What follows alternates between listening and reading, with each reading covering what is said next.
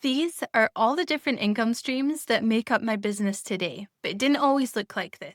Figuring out which revenue model to follow can be one of the trickier decisions you make as a business owner. So, whether you are just starting out, going through a growth phase, or considering a pivot, in this video, we're going to walk through different revenue models so that you can decide on the best fit or combination for you. Now, before we get into the models themselves, there is a lot of advice that will encourage you to just go passive, build products, create scalable income. A couple of considerations. One, no revenue model is truly passive. Some models allow you to front load the work and benefit later, but there is always effort involved somewhere in the system. The sooner we let go of this passive income fantasy, the better the decisions we'll make. Two, your size of business matters. Your experience, your skill level, your audience size, your financial situation, and even your energy all play a role in determining what will work for you. A revenue model can look perfect on paper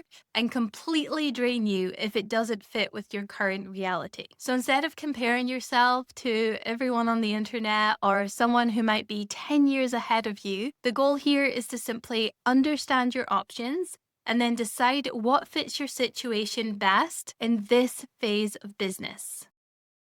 So, what is a revenue model? Simply put, it describes how your business generates income. And there are dozens of variations, but most businesses tend to fall into three broad categories: service led, product led, and creator led. Now, many businesses, especially today, end up combining all three over time. That's where I'm at. And so I thought to make this practical, what I could do is show you what each one looks like inside of my own business and how I manage them operationally.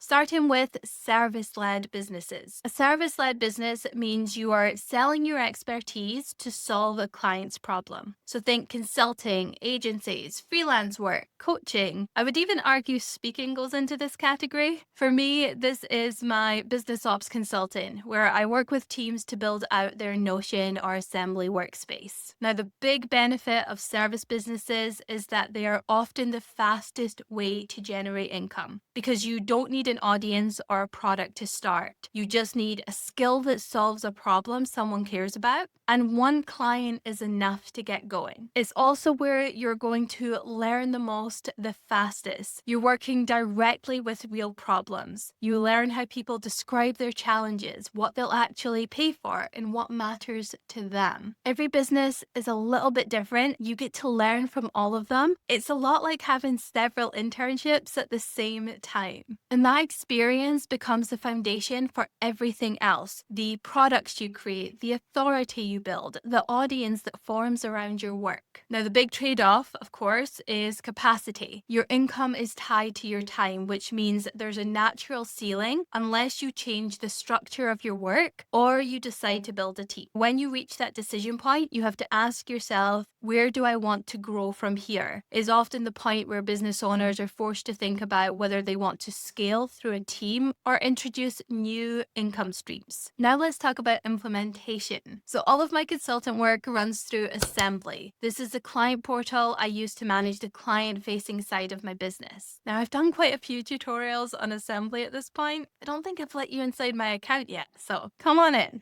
When a client logs in, everything they need is in one place. We communicate through messages, so there's no back and forth through email. I use tasks to assign action items and help the client track what they're responsible for throughout the project. Contracts live in here too, so I will send the service agreement to the client. They can sign it and it will be stored alongside everything else in their contracts tab. I use files for documentation, whether the client has to upload something or I do. I also use it to store all of the past call recordings. And then any training that they need, I often just put it in here as well. If they have a question, I'll answer it through a video and then I'll store it in files so they can easily access it. I also send all of my invoices through the portal, so billing is managed in the same place. I love this, it makes it nice and easy. And the actual delivery for my clients, that is a Notion workspace for a lot of the time, or it's an Assembly workspace. So that will live in their account, whether it's on Notion or Assembly. and they will just add me as a team member into their workspace. What I love about this is it took me from using 3 or 4 different tools to using one, and I can just have everything stored in Assembly, which is quite nice. I recently shared my onboarding video, so if you want to see the difference or check out how I do that, I'll link to it in the description. Next up, we have product-led revenue.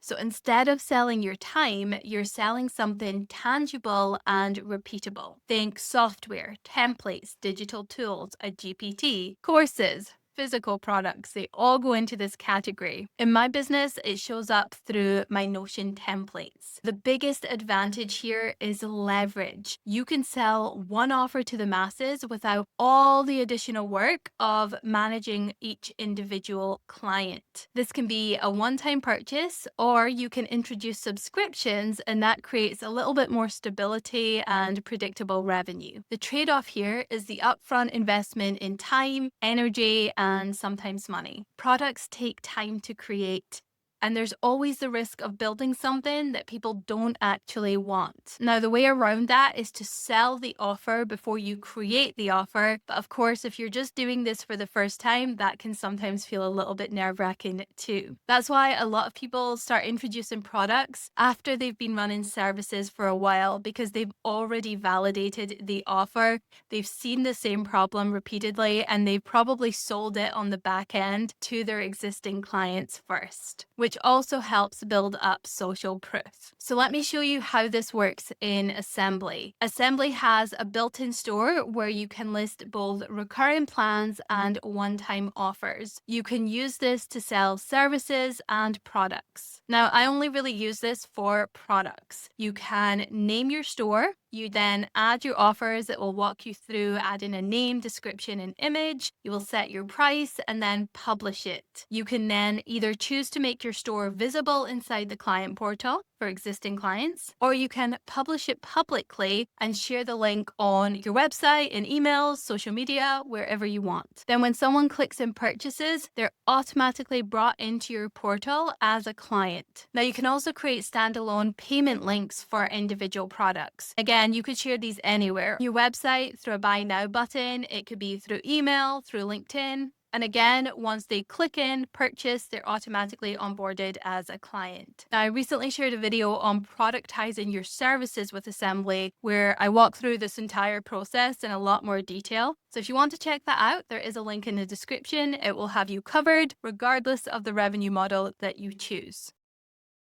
Now, the third category is creator-led income. This model is built around attention and trust. Think YouTube channels, newsletters, podcasts, social media brands. The revenue tends to come from sponsorships, advertising, memberships, affiliate income, and also the products and services that grow out of that platform. So the real benefit of creator-led income is it compounds with everything else. A trusted audience makes it a lot easier to sell your services, it makes it easier to launch your products, and it makes your brand deals a lot more valuable. Now, the really cool thing about the time we are living in is the startup cost is low here. If you are watching this, you have a device and you can start creating content. It's not to say it's easy, it's hard work, but it's accessible. The big trade-off here is time and unpredictability. You need an engaged audience, and building an engaged audience takes time. So if you are financially dependent on your business and you don't have an audience established, that creates a pressure cooker environment. It also requires building skills around content creation, and you can build on your own platform, but a lot of times, especially if you're starting out, you're tapping into audiences on platforms that you don't own and you don't control. Platforms that can and absolutely do change the rules often, which is another reason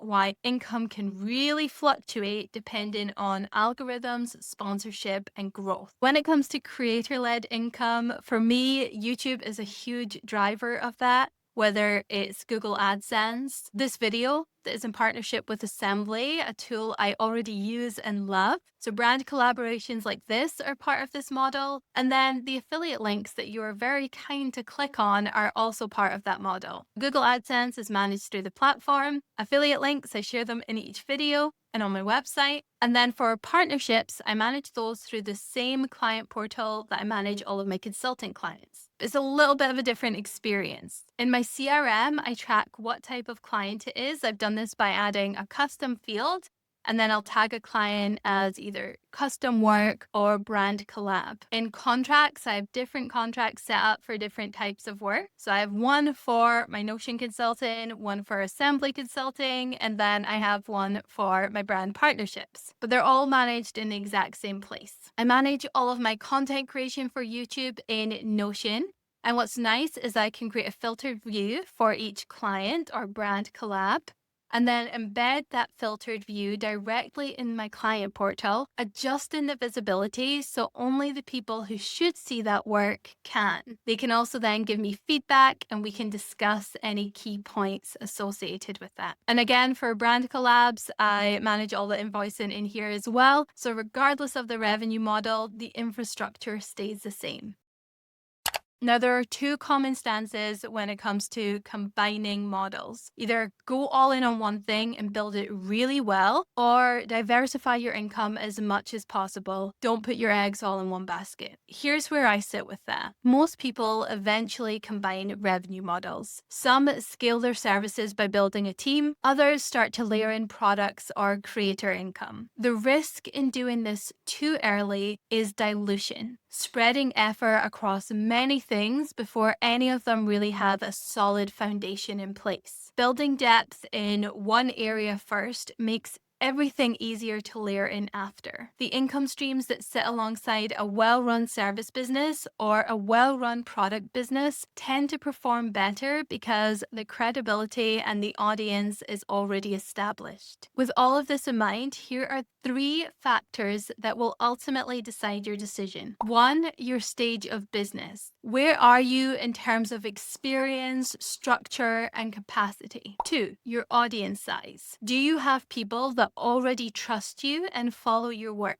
And 3, your financial flexibility. Can you afford to build something that takes time to generate returns, or do you need income now? Those 3 criteria are going to guide you on what revenue model to start with and what order to layer things in. But there's also another important factor to consider. Building any kind of business is hard. Joy is an important part of the equation. You aren't always going to love every part of what you do, but for a business to be sustainable, it's worth choosing something that isn't going to burn you out or take away the parts you actually care about. Just because you can do something really well doesn't mean you have to build an entire business around it. It's worth being honest about what kind of business you want to build. A lifestyle business and a business you plan to sell or scale require very different decisions, different resources, and a different relationship to revenue. This is a choice I struggled with for many years. For the longest time, I thought the true measure of success was to build something that scaled, even though it wasn't really aligned with what I wanted. And that might change in the future, but this is where I'm at right now. I think back on all of those years where I felt guilty and was making really conflicted decisions because of that internal battle of what I thought I needed to do